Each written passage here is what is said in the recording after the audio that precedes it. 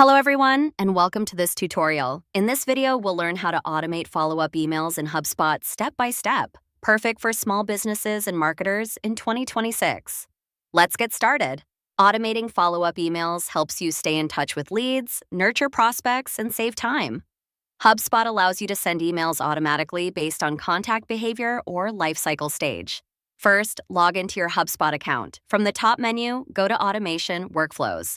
Click Create Workflow, then select Contact-Based Workflow. You can start from scratch or use a template. Next, set enrollment triggers. Triggers can include form submissions, email opens, page visits, or list membership.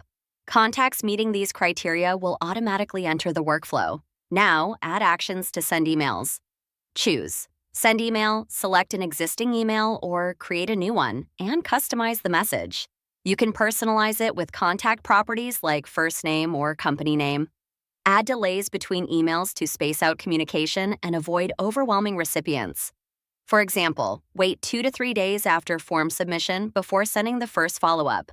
Use if-then branches for advanced automation. Send different emails based on user behavior, such as whether they opened the previous email or clicked a link.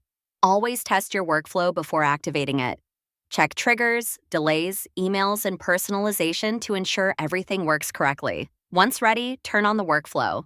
HubSpot will automatically send follow-up emails to enrolled contacts.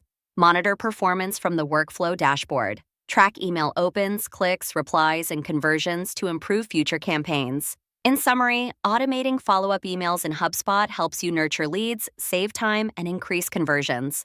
By using workflows, triggers, delays, and personalization, you can manage communication efficiently in 2026. Thank you for watching, and don't forget to like, share, and subscribe for more HubSpot tutorials.